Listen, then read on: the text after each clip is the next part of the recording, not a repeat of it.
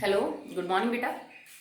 अभी हम 10th class chemistry के अंदर चैप्टर 2 कर रहे हैं, that is acids bases and salt. और लास्ट टॉपिक वही आपका कंटिन्यू हो रहा है, is importance of pH in our everyday life. Day to day life के अंदर पीएच कहाँ कहाँ रोल प्ले करता है, अब वो हम टॉपिक कर रहे हैं। तो मैंने 3 एप्लीकेशन या 3 जो इंपॉर्टेंस है वो आपको पीएच की बता दी थी, for plants, for humans and for digestive system. Usually humans के डाइजेस्टिव सिस्टम में ये कैसे हेल्प करता है। तो अगला कर रहे हैं, that is fourth importance and it is very important. इस पे बहुत क्वेश्चन बनते हैं। इन टूथ डिके, इन टूथ डिके इसका मतलब है दांतों का खराब होना। तो दांतों के खराब होने में भी बेटा जो पीएच है उसकी इंपॉर्टेंस होती है। कैसे? जो हमारा दांत बना होता है, इसका जो व्हाइट पार्ट आपको नजर आता है इसको हम बोलते हैं enamel. The white part in tooth is,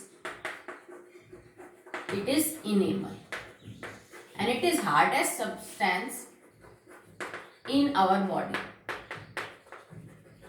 ठीक है, ये हमारे शरीर के अंदर हार्डेस्ट सब्सटेंस होता है जो पाया जाता है, बहुत ज्यादा सख्त होता है। जो सफेद पार्ट है दांत का उसे हम इनेमल बोलते हैं। और अगर आप इसको केमिकली देखिए कि ये बना किस चीज का होता है, तो chemically this white part enamel is calcium phosphate.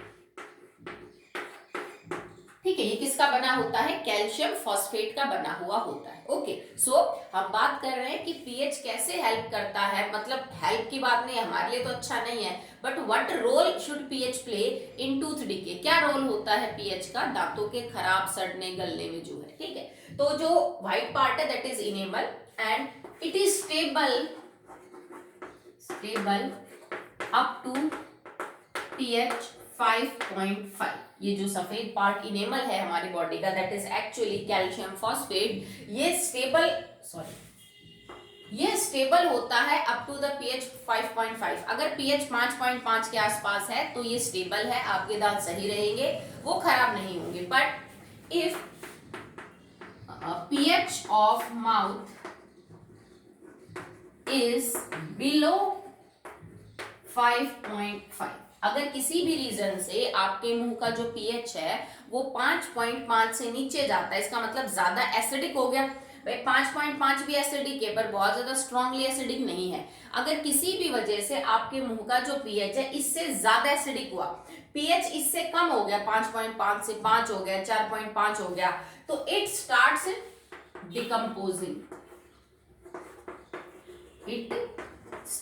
Decomposing. ये डिकम्पोज होना स्टार्ट हो जाता है, टूटना स्टार्ट हो जाता है। ठीक है, ये कंपाउंड स्टेबल है अप टू द pH 5.5। अगर इससे ज्यादा एसिडिक मीडियम आपने लिया तो उस एसिडिक मीडियम में ये कंपाउंड टूटना शुरू हो जाता है। ठीक है, और ऑब्वियसली बात, अगर तुम्हारे दांत का जो सफेद हिस्सा है ये टूटेगा तो तुम्हारे दांत खराब होंगे, मतलब ये डिस्ट्रॉय होना स्टार्ट हो जाता है। ठीक है, ये जो हार्डेस्ट सब्सटेंस है जिसको एक्चुअली में आपको लगता है कि यही प्रोटेक्ट करता है आपके टीथ के अंदर का जो भी मटेरियल होता है। ठीक है, अगर यही खराब होने लग जाएगा तो फिर आपको सेंसेशन होगी, एकदम से गर्म चीज और ठंडी चीज आप नहीं खा पाएंगे, वो सब इन्हीं की वजह से होता है। तो अगर पीएच इससे नीचे चला गया तो फिर ये खराब होना क्या हो जाता है, शुरू। और इस में अगर आपसे पूछा जाए कि भाई पीएच 5.5 से नीचे कैसे जाएगा, तो वो कब होता है? After taking meal if we not brush। अगर आपने कोई भी खाने पीने की चीज खाई या फिर प्रॉपरली लंच डिनर ब्रेकफास्ट किया और उसके बाद आपने अच्छे से ब्रश नहीं की, तो जो खाना है कुला आपने कर लिया पर उससे बहुत सारे पार्टिकल जो हैं वो रह जाते हैं खाने के आपके दांतों में फंसे हुए। ठीक है, आप ब्रश नहीं कर रहे हो तो प्रॉपरली, अब वो दांतों के बीच में वो जो पार्टिकल है वो फंसे हुए रह गए हैं। उन पार्टिकल्स के ऊपर बैक्टीरिया अटैक करेगा, उन पार्टिकल्स पे बैक्टीरिया अटैक करेगा और वो जो भी फूड आइटम जो बचा हुआ है जिसके ऊपर बैक्टीरिया काम कर रहा है, फाइनली बैक्टीरिया उस फूड पार्टिकल को गला के सड़ा के उसमें से क्या रिलीज कर देता है? H पॉजिटिव आयन रिलीज कर देता है। ठीक है, मतलब आपने खाना खाया और प्रॉपरली आपने अपने मुंह को साफ नहीं किया ब्रश से, तो कुछ पार्टिकल जरूर रह जाएंगे हमारे दांतों में फंसे हुए उस खाने के। और उसके बाद आप जैसे मान लीजिए अगले 3-4 घंटे बाद ब्रश करने वाले हो या फिर आप सो गए, तो वो बैक्टीरिया अपना काम करते रहते हैं। ठीक है, उस खाने को वो और तोड़ते रहते हैं और जब वो उस खाने के पार्टिकल्स को तोड़ेंगे तो finally they release H positive ions from that food particle, और फाइनली मीडियम एसिडिक हो जाएगा, क्योंकि मुंह में अगर H पॉजिटिव आयन कंसंट्रेशन ज्यादा होगी तो पीएच एसिडिक ज्यादा हो जाएगा, और फिर उस सूरत में हमारा जो कैल्शियम फॉस्फेट है वो क्या होने लग जाता है बेटा, टूटने लग जाता है। कुछ इस चीज को रोकने के लिए कुछ हद तक तो हमारा सलाइवा भी काम करता है, क्योंकि सलाइवा का नेचर हल्का सा बेसिक होता है, it is slightly basic in the nature, ठीक है। स्लाइटली बहुत ज्यादा तो नहीं होता है, वैसे एक्चुअली में बेसिक भी नहीं बोल सकते, it is almost like neutral, ठीक है। हल्का एल्कलाइन बोल दो या फिर ऑलमोस्ट न्यूट्रल के आसपास जो है इसका नेचर होता है। तो इस एसिडिक मीडियम को थोड़ा कम करने की कोशिश कौन करता है, सलाइवा करता है, ठीक है। देखो एसिडिक चीज को अगर आप न्यूट्रलाइज करोगे तो पीएच जो है वो क्या हो जाएगा, थोड़ा सा ऊपर की तरफ जाएगा, तो इसको मेंटेन करने की कोशिश करता है स्लाइवा, ठीक है। पर स्लाइवा बहुत हद तक काम नहीं दे सकता, क्योंकि इसका पीएच बहुत ज्यादा बेसिक नहीं, ठीक है। इसका पीएच जो है वो लगभग 7 के आसपास तक ही रहता है, तो आप ये भी नहीं कह सकते कि बहुत ज्यादा बेसिक है, कि आप जितना मर्जी bacteria H positive ion release कर ले, आपका जो इनेमल है वो सही रहेगा, ये सही नहीं है। तो आपको टूथपेस्ट यूज करनी चाहिए, क्योंकि जो टूथपेस्ट होती है that are basic in nature generally. तो आपने ठीक है खाना खाया, बैक्टीरिया ने उसको डिकम्पोज करके H पॉजिटिव रिलीज किए, मुंह का पीएच एसिडिक कर दिया, तो जब आप ब्रश करेंगे तो एक तो ब्रिसल्स जो होते हैं ब्रश के, जो तार से होते हैं प्लास्टिक के, वो जहां जहां पे फंसा हुआ है पार्टिकल फूड उसको बाहर निकाल देंगे। ऊपर से टूथपेस्ट लगा के आप टूथ ब्रश करोगे तो टूथपेस्ट का नेचर बेसिक है, अगर मुंह में कहीं भी H पॉजिटिव आयन कंसंट्रेशन ज्यादा बढ़ी है बैक्टीरिया के पार्टिकल को डिकम्पोज करने से, तो उस बेसिक मीडियम की टूथपेस्ट से आप अपने मुंह का पीएच पहले जैसा कर सकते हो, नॉर्मल कर सकते हो, ठीक है। जिसमें हमारा जो कैल्शियम फॉस्फेट है वो क्या रहेगा बेटा, स्टेबल रहेगा और ये टूटेगा नहीं, ठीक है। तो ध्यान रखना इस पीएच तक स्टेबल है, इससे नीचे पीएच जाते ही ये कंपाउंड टूटने लग जाएगा, तो हमारा जो व्हाइट पार्ट एनिमल का ये खराब होने लग जाता है धीरे धीरे, ठीक है। जो इतना सख्त है वो भी डिस्ट्रॉय होने लग जाता है, तो इसको सही रखने के लिए हमें पीएच मेंटेन करके रखना पड़ता है मुंह का, और उसको मेंटेन करने में रुकावट कौन पैदा करता है, ये जो बचे हुए फूड पार्टिकल है हमारे मुंह में, अगर इनको निकालते रहोगे तो फिर वो बैक्टीरिया अटैक करके H पॉजिटिव नहीं जो है रिलीज करेंगे, तो फिर पीएच भी इससे नीचे नहीं जाएगा। तभी बोला जाता है कि जब भी आप खाना खाओ ब्रश करो, रात को सोने से पहले ब्रश करके सो, अगर आपने जैसे खाना लिया है, क्योंकि अगर आपने नहीं किया तो पूरी रात आप सोए तो उनको बैक्टीरिया को इनफ टाइम मिल जाता है उस चीज को डिकम्पोज करने में, और फिर वो एसिडिक जो मीडियम है वो माउथ के अंदर क्रिएट कर दें। ओके चलिए नेक्स्ट एप्लीकेशन है, now the next application is in self defence by plants and animals, ठीक है। तो जो कुछ प्लांट्स हैं, कुछ एनिमल्स हैं, वो अपने बचाव में भी पीएच से रिलेटेड चीजों का यूज करते हैं सेल्फ डिफेंस में। जब उन्हें लगे कि उन्हें खतरा महसूस हो रहा है तो वो कुछ ऐसा करते हैं जो कि पीएच डिपेंडेंट होता है, जैसे कि जो चींटी है, यूजुअली चींटी जब आपको काटती है तो वो अपने सेल्फ डिफेंस में ही ऐसा करती है, उसको लगता है कि आप उसको नुकसान पहुंचा रहे हो, जैसे सांप है बेटा, बिच्छू है, ये वैसे नॉर्मली नहीं काटेंगे, बट जब इनको फील होता है, चाहे आप उनको छेड़ ना रहे हो या आप उनको हार्म ना करना चाहते हो, पर उन्हें तो यही लगता है कि आप उनको नुकसान पहुंचा रहे हो, दैट्स वाई वो आपको डंक मारते हैं, जहर इंजेक्ट करते हैं आपकी बॉडी में, ठीक है। तो चींटी भी सेम चीज करती है, जब चींटी आपको काटती है तो आपको दर्द महसूस होता है, इरिटेशन होती है, पेन होता है, इरिटेशन होगी, पेन होगा और आपकी स्किन रेड हो जाएगी। आपने अक्सर ये तो फील किया होगा, सबके साथ अक्सर होता है कि चींटी काटने पे वो जगह लाल हो जाती है, थोड़ी सूज जाती है, दर्द होता है, आपको जलन महसूस होती है। वो किस लिए होता है, क्योंकि चींटी जब काटती है तो वो अपनी बॉडी में से एक एसिड रिलीज करती है आपकी बॉडी में खुद को बचाने के लिए, ताकि जब वो काटे आपको पेन हो उस पे से आपका ध्यान भटक जाए। तो वो आपकी बॉडी में कौन सा एसिड रिलीज करती है, फॉर्मिक एसिड, जिसको हम मीथेनोइक एसिड भी बोलते हैं। ये इस IUPAC नेम है, स्टैंडर्ड ये कॉमन नाम है, फॉर्मूला है ये, ठीक है। तो चींटी के काटने पे जो आपको जलन दर्द महसूस होता है वो इसलिए क्योंकि वो हमारे शरीर में एक एसिड रिलीज करती है अपने डंक के through, that is formic acid and methanoic acid, and it is a stronger acid then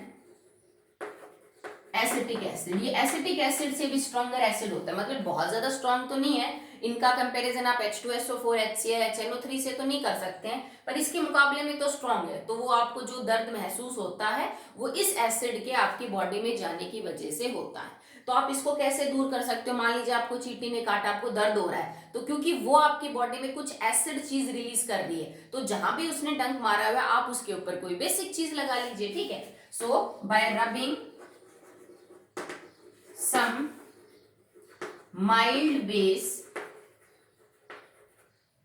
will give you relief, ठीक है। तो जैसे ये हमारी होम रेमेडी समझ लीजिए आप एक तरह से, कि मान लो आपको चींटी ने काट दिया, तो आप कोई भी ऐसी चीज अपने उस पार्ट के ऊपर रब कर लीजिए जिसका नेचर हल्का सा बेसिक हो, जस्ट लाइक बेकिंग सोडा लगा लिया, साबुन लगा ली, ठीक है। तो जो बहुत ज्यादा स्ट्रॉन्ग बेस नहीं होना चाहिए बेटा, कि नहीं एनओएच आपने रब कर लिया, थोड़ा कमजोर, माइल्ड का मतलब होता है कमजोर, ठीक है। तो माइल्ड बेस लगा लो, आपको रिलीफ महसूस होगा, ठीक है। इसी तरह जो वास्प है, ततैया जो है, वो उसमें तो और भी ज्यादा दर्द होता है एज कम्पेयर टू जब चींटी आपको काटती है। तो ये अपनी बॉडी में से कुछ एल्कलाइन जो है वो सब्सटेंस रिलीज करता है, जो आपको जो स्वेलिंग देता है, इरिटेशन, पेन जो भी हो रहा है, जो लाल हो जाती है आपकी स्किन, तो जब ततैया काटता है तो वो अपने डंक से एल्कलाइन सब्सटेंस आपकी बॉडी में रिलीज करता है, जिस वजह से आपको उतनी प्रॉब्लम होती है, ठीक, सिर्फ अपने सेल्फ डिफेंस में, कि उसे लग रहा है कि आप उसको नुकसान पहुंचाओगे, तो वो आपका ध्यान भटाने के लिए खुद पे से आपकी बॉडी में एक ऐसा केमिकल इंजेक्ट करता है जिससे आपको पेन हो, थोड़ी देर के लिए आप उस पे से हटा के अपने पेन के ऊपर ध्यान कॉन्सेंट्रेट करें, ठीक है। तो अगर ये एल्कलाइन सब्सटेंस रिलीज कर रहा है तो इसको न्यूट्रलाइज कैसे कर सकते हैं? किसी एसिड को लगा के। Again I am telling you, ये स्ट्रॉन्गर बहुत नहीं है एसिड, तो इसके लिए बेस भी बहुत स्ट्रॉन्गर यूज नहीं करेंगे। ये भी बहुत स्ट्रॉन्गली एल्कलाइन नहीं है, तो इसके लिए एसिड भी बहुत स्ट्रॉन्ग यूज नहीं करेंगे, ठीक है। ये नहीं HCl रब कर लिया, वो तो और नुकसान करेगा। सो आप इसके ऊपर क्या करिए, एसिटिक एसिड रब कर लीजिए। एसिटिक एसिड का थोड़ा सॉल्यूशन लगा लो, ये कमजोर एसिड है तो बेस के इफेक्ट को क्या कर देगा बेटा, न्यूट्रलाइज कर देगा, ठीक है। जो हनी बी होती है, मधुमक्खी होती है, हनी बी भी एसिडिक सब्सटेंस रिलीज करती है आपकी बॉडी में जब भी वो काटती है, स्वेलिंग है, इरिटेशन है, पेन है, इचिंग होती है, ठीक है। तो वो किसके लिए? क्योंकि मधुमक्खी जब काटती है तो वो अपने डंक से कुछ एसिडिक सब्सटेंस रिलीज करती है आपकी बॉडी में, तो इसके इफेक्ट को भी न्यूट्रलाइज करने के लिए आप ऊपर से क्या लगा लीजिए, कोई बेसिक सब्सटेंस रब कर लीजिए उस हिस्से पे। वो कोई भी बेसिक सब्सटेंस हो सकता है जो आपके घर के अंदर मौजूद हो, it can be toothpaste, it can be baking soda हो सकता है, और कोई चीज हो सकती है जिसका नेचर हल्का सा क्या हो बेटा, बेसिक हो, बहुत स्ट्रॉन्ग नहीं लेना है, ठीक है। ये तो बात होगी in case of animals, honey bee है, एंट है, या फिर वास्प है। प्लांट्स भी ऐसा करते हैं, ठीक है। कुछ प्लांट्स भी ऐसा दिखाते हैं कि खुद को प्रोटेक्ट करने के लिए अगर आप उनको टच करोगे तो उन्हें लगता है जैसे आप उनको नुकसान पहुंचा रहे हो, तो आप उनको टच करोगे तो ही वो आपकी बॉडी में कुछ ऐसा केमिकल इंजेक्ट कर देते हैं जिससे आपको क्या लगता है कि लाइक इरिटेशन महसूस होगी, खुजली होने लग जाती है, बहुत सारी चीजें, ठीक है। तो देखिए कौन सा प्लांट है जो ऐसा करता है। So it is nettle leaf. Nettle plant की जो लीव्स होती हैं उनके अंदर ये प्रॉपर्टी देखने को मिलती है बेटा। ये जंगल में पाए जाने वाली एक हर्ब होती है, एक झाड़ीदार पेड़ होता है जिसकी जो पत्तियां होती हैं उसके ऊपर छोटे छोटे हेयर से होते हैं। जैसे मान लीजिए इसकी जो लीव होगी, ठीक है, इस टाइप के आपकी कोई लीव होगी, उसके ऊपर छोटे छोटे छोटे छोटे बाल से होते हैं, ठीक है, जिनको हम हेयर बोल रहे हैं, लीव हेयर्स, ठीक है। तो अगर आप इनके कांटेक्ट में आते हो, नीटल प्लांट की लीव्स के कांटेक्ट में अगर आते हो, तो ये भी आपकी बॉडी के अंदर इन हेयर से कौन सा एसिड रिलीज करेंगे, methanoic acid. It also releases methanoic acid into your body, और आपको फिर वही खुजली, जलन और वो दर्द महसूस होगा। तो सिर्फ ऐसा प्लांट नहीं करते हैं, एनिमल्स भी ऐसा करते हैं, प्लांट्स भी कर सकते हैं। जैसे इस प्लांट के अंदर जैसे आपने इसकी पत्ती को टच किया, आप इनके ये लीव्स एयर के कांटेक्ट में आए, ये आपके बॉडी में मिथेनोइक एसिड जो है वो सीक्रेट कर देंगे, ठीक है। और फिर आपको सारी प्रॉब्लम्स होंगी जो पहले हो रही थी। तो कई बार तो जो लोग होते हैं, जो लोकल एरिया के लोग होते हैं, वो इस बात को जानते हैं, जो इसके कांटेक्ट में रह रहे हैं उन्हें पता है कि आप इसको टच करोगे तो आपको ये महसूस होगा। तो आप इनको घर पे भी इनका इलाज कर सकते हो, बहुत सिंपल है। एसिड की वजह से ये सब फील हो रहा है ना, तो आप कोई ऐसी चीज लगा लो जो बेसिक ही नेचर हो। तो जहां पे ये उगता है जंगलों में, वहां पे एक और प्लांट भी उगता है, that is dock. Dog plant होता है, जहां पे ये पाया जाएगा ना जंगलों में, उसके लोकेलिटी में डॉग प्लांट भी मिलता है। तो आप इसकी लीव्स का थोड़ा पेस्ट बना के, इसकी पत्तियों को थोड़ा मसल के, उसमें से जो रस बाहर निकलेगा ना, वो वहां लगा लो जहां आप नीटल लीव के कांटेक्ट में आ गए। जैसे आपका हाथ लग गया इधर जलते वक्त और आपको जलन महसूस हो रही है, तो डॉग प्लांट लेके उसका रस निकाल के वो लगा लो, क्योंकि डॉग प्लांट की लीव्स के अंदर से एक्चुअली में एक एल्कलाइन सब्सटेंस निकलता है, और वो एल्कलाइन सब्सटेंस इस एसिड के इफेक्ट को क्या कर देता है बेटा, न्यूट्रलाइज कर देता है। Okay, so it is also important for defence of animal and plants. देखो पीएच कंट्रोल है ना, अब क्यों पीएच कहाँ काम आया यहाँ पे, तुम्हारे बॉडी के अंदर एसिड इंजेक्ट हुआ, बॉडी का जो पीएच है वो चेंज हुआ, ठीक है, that's why you feel all that variation in your body. आपको एकदम से कोई स्ट्रॉन्ग एसिड डालेगा, या मान लीजिए आपकी बॉडी का पीएच है नॉर्मल 7 to 7.8, अब कोई बाहर से एसिड इंजेक्ट कर रहा है तो एकदम से पीएच चेंज होगा, तो आपको वो सारी प्रॉब्लम्स देखने को मिलेंगी। तो this is also pH control. मान लीजिए कोई चींटी आपको डंक मार के और उसमें पानी इंजेक्ट करती, तो आपको दर्द का महसूस होता, चींटी काटेगी तो कितना दर्द होगा, उससे कोई आदमी बहुत ज्यादा डिस्ट्रैक्ट थोड़ी ना हो सकता है भाई। कोई एसिडिक और बेसिक सब्सटेंस आपकी बॉडी में जाएगा तब आपको अलग फील होगा। अगर कोई पानी डालेगा, चींटी या फिर मधुमक्खी कोई पानी डाल रहे हैं, that will not feel so much pain. Okay, that's why it is pH dependent. अब बात करते हैं लास्ट इंपॉर्टेंस है बेटा आपकी of pH in regaining the shine of copper vessel. आपने अक्सर अपने घर में कॉपर के बर्तन देखे होंगे, जब वो नए होते हैं तो वो काफी चमकते हैं, उसके बाद जैसे जैसे आप उनको यूज करते जाते हो वो डल हो जाते हैं, और sometimes they appear with a green coating, उनके ऊपर एक ग्रीन कलर की परत चढ़ जाती है, जो एक्चुअली में आप फर्स्ट चैप्टर में कर चुके हो, ठीक है। कॉपर जब बेटा हवा के कांटेक्ट में आता है, जिस हवा में कार्बन डाइऑक्साइड है, जिस हमें ऑक्सीजन है और जिसमें पानी है, ठीक है, ये सारी चीजें हमें मॉइस्ट एयर से मिल जाएगी, जिस हवा में नमी है, क्योंकि अगर वो ड्राई होती तो फिर उसमें पानी नहीं होता, ठीक है। आप नया बर्तन लेके आए कॉपर का, एकदम शाइनी रेडिश कलर का होता है, आप जानते हो सब उसको, ठीक है। तो जब ऐसा कॉपर कांटेक्ट में आता है उस हवा के जो मॉइस्ट है, जिसमें पानी भी है, ऑक्सीजन भी है, CO2 भी है, तो मिलके ये कंपाउंड बना लेते हैं, that is CuCO3 dot CuOH twice, and it is a basic copper carbonate. It is basic copper carbonate. ठीक है, बेसिक कंपाउंड है ये, ठीक है। एक्चुअली में this is the corrosion of copper, corrosion का भी यही फॉर्मूला है। कॉपर को जंग लग रहा है, जो ग्रीन कलर की कोटिंग आपको नजर आ रही है, जिसका कलर ग्रीन है, ये एक्चुअली में जंग है किसका, कॉपर का। तो जब आप कई दिनों तक उस वेसल को यूज नहीं करते हैं तो धीरे धीरे उसमें ग्रीन कलर की परत चढ़ने लग जाती है, एक्चुअली में कॉपर को जंग लग चुका है। और ऐसे किसी भी बर्तन को साफ करने के लिए हम घर में अक्सर उसको या तो लस्सी में डुबो देते हैं, जैसे आपने एक बड़ा सा बर्तन लिया और उसमें अपने यहाँ तक लस्सी भर रखी, और आपके पास कॉपर की एक कटोरी है जिसके ऊपर ये ग्रीन कलर की परत चढ़ गई, या फिर वो थोड़ी मटमैली हो गई, ये साफ नहीं है, बहुत ज्यादा शाइन नहीं बची उसमें, वो कटोरी आप इस लस्सी के बड़े से बर्तन के अंदर डिप करके रख दीजिए 5, 6, 7 घंटे के लिए, और फिर आप उसको बाहर निकालिए। आपको टच भी करने की जरूरत नहीं है, रब करने की कोई जरूरत नहीं है। आप जब 5-6 घंटे बाद इस कटोरी को बाहर निकालेंगे तो एकदम नई जैसी मिलेगी आपको, जैसे आप बाजार से लाए, ठीक है। आप रगड़ भी सकते हो, जैसे दही है, आप दही से रगड़ के कर लीजिए उसको, या फिर आप नींबू से रगड़ लीजिए, ठीक है, इसी बर्तन को, तो भी वो एकदम नए जैसा हो जाएगा, जैसे बाजार से लाते हैं। तो इसका मतलब क्या है कि भाई अगर आपके पास लस्सी है, दही है, कर्ड है, नींबू है, लेमन है, इन सब में एक चीज कॉमन है, ये सब टेस्ट के अंदर सोर है, और ऐसे सब्सटेंस दैट टेस्ट सोर आर एक्चुअली एसिडिक। तो मतलब हमने कॉपर के ऊपर से ये परत हटाने के लिए किसी एसिडिक चीज को यूज किया। क्यों यूज किया? क्योंकि ये कंपाउंड एक्चुअली में बेसिक है, ठीक है। कॉपर का जो जंग है उसका जो नेचर है वो बेसिक है, copper hydroxide basic, copper carbonate basic.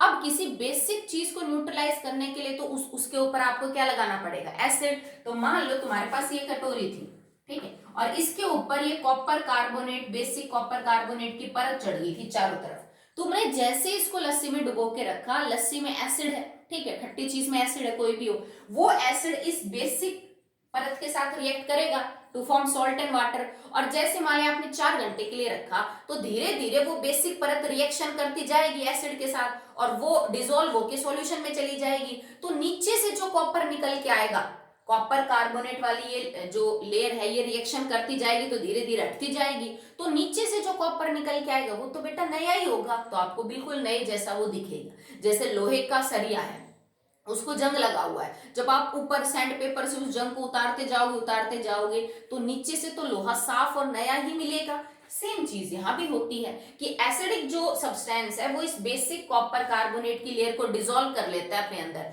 और धीरे धीरे वो चीज सॉल्यूशन में चली जाती है, तो नीचे से जो कॉपर निकल के आएगा वो बहुत ही साफ होगा, वो एकदम शाइन करता हुआ बाहर निकलेगा। तो यहाँ भी हमने पीएच को जो है वो यूज किया कि कॉपर जो था उसके ऊपर बेसिक परत चढ़ गई थी, पीएच 7 से ज्यादा हो गया। अब आपको पहले जैसा कॉपर चाहिए जो न्यूट्रल इन नेचर है, तो उसके ऊपर किसी एसिडिक सब्सटेंस की रिएक्शन करवा दो, वो पहले जैसा क्या हो जाएगा बेटा, न्यूट्रल हो जाएगा। ठीक है, तो regaining the shine of copper vessel, हम दोबारा से कॉपर वेसल की चमक को ले सकते हैं अगर उसको किसी खट्टी चीज से साफ किया जाए। ठीक है, जो हमने घर में हाउस होल्ड चीजें हैं आप उनसे यूज कर सकते हो, नहीं तो आप सिरका यूज कर लो, क्योंकि सिरका भी तो एसिटिक एसिड का ही सॉल्यूशन है, that is also acidic in nature. Okay,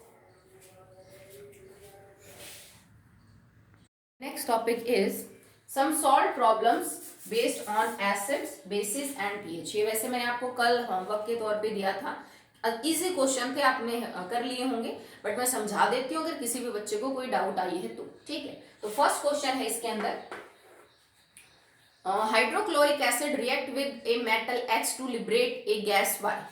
hydrochloric acid किसी मेटल X के साथ रिएक्शन कर रहा है और एक गैस बाहर निकल रही है, दैट इज Y। ठीक है, with Burns with a pop sound, और इसके बारे में दे रखा है बर्न्स विद पॉप साउंड। तो बेटा आपको आइडेंटिफाई हो ही गया होगा कि कौन सी गैस है, एक्चुअली में वाई जो गैस है वो आपकी हाइड्रोजन है, that will burn with pop sound. Identify X and Y. अब देखो, अब एक्स क्या है, आपने कोई मेटल ले रखा है, ये नहीं कह रहा कि ये कौन सा मेटल ले रखा है, इसमें कुछ बताया नहीं है, इतना पता है एक्स कोई मेटल है, वाई हाइड्रोजन है, पता चल गया। Right the chemical equation of the reaction of metal x with the dilute hydrochloric acid. तो देखो, अब एक्स ऐसा कोई भी मेटल हो सकता है जो रिएक्टिविटी सीरीज में हाइड्रोजन से ऊपर है, सो आप लिखेंगे x can be any metal that is above hydrogen in the reactivity series। ठीक है, क्योंकि कुछ भी हो सकता है, तो बाकी कोई हिंट देता किसी एलिमेंट के बारे में तो हम फिर भी लिख देते, कुछ बोला ही नहीं इसने तो मेटल कैसा है, तो ये सोडियम हो सकता है, पोटेशियम है, कैल्शियम है, मैग्नीशियम है, जिंक है, आयरन है, कुछ भी हो सकता है। ठीक है, जैसे मान लो अगर ये सोडियम होता तो sodium react with HCl to form NaCl and plus में आपका क्या निकल जाता, हाइड्रोजन गैस आपकी बाहर निकल जाती। ठीक है, तो इस टाइप की रिएक्शन। नेक्स्ट है, classify the following into strong acid, base and weak acid and weak base. मतलब आपको क्लासिफाई करना है स्ट्रॉन्ग एसिड, वीक एसिड और स्ट्रॉन्ग बेस और वीक बेस। ये आप याद कर लीजिए, आपको बहुत काम आएंगे आगे वाली क्लासेस में भी। जैसे फर्स्ट है NH4OH, तो देखो first is NH4OH। Ammonium hydroxide is a weak base, so it is a weak base. Next is NaOH, it is a strong base, sodium hydroxide एक strong base है। Next है acetic acid, it is a weak acid, CH3COH weak acid। H2SO4 a strong acid, H2SO4 आपका strong acid है। Next है problem third, the pH of a soil A is 7.5। किसी खेत की मिट्टी है, A दिया है हमने उसको नाम, और उसका pH 7.5 है, मतलब स्लाइटली बेसिक है, ऑलमोस्ट न्यूट्रल के पास है बट थोड़ा सा बेसिक है। एंड सॉइल B जो है उसका pH 4.2 है, B जो सॉइल है उसका 4.2 है। Which of the two soils A and B are treated with powdered chalk to adjust is pH। आपको क्या लगता है कि इन दोनों में से मैं किस मिट्टी के ऊपर चौक डालूं ताकि उसका pH एडजस्ट हो जाए। अब चौक क्या है बेटा, it is CaCO3, calcium carbonate होता है चौक का फार्मूला। इसका नेचर कैसा है, बेसिक, तो मतलब आप किस खेत की मिट्टी के ऊपर बेसिक कंपोनेंट डालें ताकि उसका पीएच पहले जैसा हो जाए। तो बेटा अगर एसिडिक है पीएच मिट्टी का, तभी तो बेस डाल के न्यूट्रलाइज करने की कोशिश करेंगे ना। तो देखो ये तो ऑलरेडी न्यूट्रल के आसपास है, थोड़ा सा बेसिक है। ये जो पीएच है वो आपका एसिडिक है, तो इसको 4.2 पीएच बहुत ज्यादा एसिडिक है किसी भी फसल के लिए, तो इसको थोड़ा सही करने के लिए हम इसके ऊपर बेसिक डालेंगे। तो किस खेत की मिट्टी पे डाला जाएगा, बी के ऊपर डाला जाएगा, ताकि इसका जो पीएच है वो पहले जैसा नॉर्मल थोड़ा ऑलमोस्ट 7 के आसपास पहुंच जाए, क्योंकि 7 ही आइडियल पीएच होता है किसी भी क्रॉप के लिए। ओके, ज्यादातर के केस में। नेक्स्ट बात करते हैं about problem number 4। Explain why aqua solution of ammonium chloride is acidic in nature. आपसे ये प्रूव करवा रहा है कि जो अमोनियम क्लोराइड है उसका aqua solution acidic in nature है, इस बात को प्रूव करो। तो बेटा अमोनियम क्लोराइड एक सॉल्ट है, और मैंने आपसे कहा था कि किसी भी सॉल्ट का नेचर पता करने के लिए आप ये देखो कि वो किस एसिड और किस बेस का बना है। भाई एक्वस का मतलब पानी के साथ है, तो पानी के साथ इसको आप यूं लिख लीजिए प्लस H2, तो ये अपना बेस और एसिड अलग अलग दे देगा, NH4OH प्लस में HCl। भाई रिएक्शन न्यूट्रलाइजेशन की अपोजिट हो गई ना, कि सॉल्ट को पानी दिया, एसिड और बेस बन गया। तो देखो एसिड जो बना वो स्ट्रॉन्ग है, बेस जो बना वो वीक है, तो इसका मतलब actually ammonium chloride is an acidic salt. ठीक है, क्यों? क्योंकि पानी में डालते ही एक स्ट्रॉन्ग एसिड और वीक बेस देगा। अब स्ट्रॉन्ग एसिड है तो उसकी वजह से जो पीएच रहेगा सॉल्यूशन का दैट विल बी एसिडिक। ठीक है, नेक्स्ट देखिए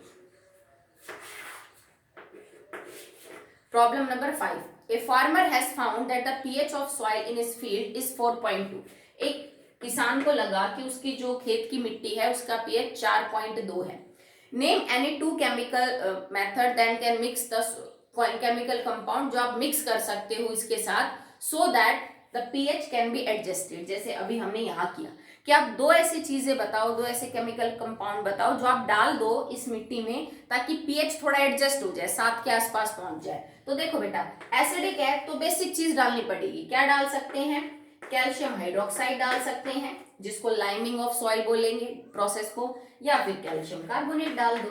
ठीक है, तो जैसे हमने कैल्शियम कार्बोनेट चौक डाल के भी इसका पीएच एडजस्ट किया जा सकता है, और CaOH ट्वाइस जो आपका लाइम है, स्लेक लाइम है, उसको डाल के भी आप इसको कर सकते हैं, पाउडर फॉर्म में भी डाल सकते हैं। तो दोनों चीजें बेसिक हैं, इसके इफेक्ट को क्या कर देंगी? न्यूट्रलाइज। ठीक है, now the last question of this type. Equal lengths of magnesium ribbon are taken in test tube A and test tube B. इसमें एक्चुअली में क्या पूछना चाहता है आपसे बेटा ये क्वेश्चन में, कि आपके पास ना मैग्नीशियम रिबन दो हैं, बराबर बराबर लेंथ। मैग्नीशियम लैब में रिबन की फॉर्म में मिलता है, एक सिल्वर कलर का रिबन होता है। तो कह रहा है कि आपने दो मैग्नीशियम रिबन लिए बराबर बराबर लेंथ के। ठीक है, मान लो 2 सेंटीमीटर इधर लिया मैग्नीशियम रिबन, 2 सेंटीमीटर इधर, और आपने उन दोनों को डाल दिया। एक को डाला एसिटिक एसिड के सॉल्यूशन में, एक को HCl में। इसको मैंने डाला HCl सॉल्यूशन में जो कि 10 ml है। इसको फिर मैंने डाला एसिटिक एसिड के सॉल्यूशन में जो कि 10 ml है। ठीक है, मतलब इसको हाइड्रोक्लोरिक एसिड के 10 ml सॉल्यूशन में, इसको एसिटिक एसिड के 10 ml सॉल्यूशन में। वॉल्यूम बराबर रखनी है, इन दोनों की लेंथ जो है वो बराबर रखनी है। आपको एसिड आपने बदले हैं। अब ये पूछ रहा है आपसे कि किस बीकर में या टेस्ट ट्यूब में जो आप कर रहे हो, किस में आपको रिएक्शन जल्दी होती हुई दिखेगी। मतलब क्योंकि ऑब्वियस सी बात है, जब मैग्नीशियम इसके साथ रिएक्ट करेगा तो होगा क्या? Magnesium chloride plus hydrogen gas, इसमें क्या बन जाएगा? CH3COO twice, magnesium acetate plus hydrogen gas. मतलब रिएक्शन तो यही है, metal react with acid to form salt and hydrogen gas. तो किस कंटेनर में आपको रिएक्शन जल्दी होती हुई दिखेगी? जल्दी का मतलब उसमें बबल्स जल्दी निकलेंगे हाइड्रोजन गैस के, तो वो बेटा ये वाला चैम्बर होगा, ये वाला कंटेनर टेस्ट ट्यूब या बीकर होगा। क्यों? क्योंकि बाकी सब चीज सेम है, एलिमेंट सेम है, एलिमेंट की जो लेंथ ले रखी है हमने रिबन की वो सेम है, एसिड ले रखी है, एसिड की वॉल्यूम सेम है, पर नेचर ऑफ एसिड अलग है। ये एक स्ट्रॉन्ग एसिड है और ये एक वीक एसिड है। तो बेटा स्ट्रॉन्ग एसिड जल्दी रिएक्शन करेगा बजाय वीक एसिड के। तो इसमें हाइड्रोजन गैस के जो बबल्स हैं, gas bubbles appear first and eight faster rate. इसमें पहले भी दिखेंगे आपको बबल्स, पहले निकलते हुए भी दिखेंगे और जल्दी भी निकलते दिखेंगे, तेजी से निकलते हुए दिखेंगे। इसमें बबल्स धीरे भी निकलेंगे और शुरू में टाइम भी लेंगे बबल्स को निकलने में, ठीक है। तो ये हमने कर दिया। इसका सिंपल रीजन है because HCl is a strong acid, it reacts faster, but जबकि एसिटिक एसिड आपका कमजोर एसिड है, ठीक है। तो इतना मैंने करवा दिया। अब नेक्स्ट आपके पास प्रैक्टिस क्वेश्चन है, तो आपका होमवर्क रहेगा, आपको फर्स्ट 7 प्रैक्टिस क्वेश्चन अपनी नोटबुक में करने हैं, ठीक है। ये मैं नहीं करवाऊंगी कल क्योंकि इसमें ज्यादातर 4-5 तो शुरू में MCQ टाइप ही है। तो आपका होमवर्क रहेगा जो प्रैक्टिस क्वेश्चन है उसके आप शुरू के क्या करेंगे बेटा, 7 जो क्वेश्चन है वो अटेम्प्ट करेंगे अपनी fair notebook. Okay, that's all for the day.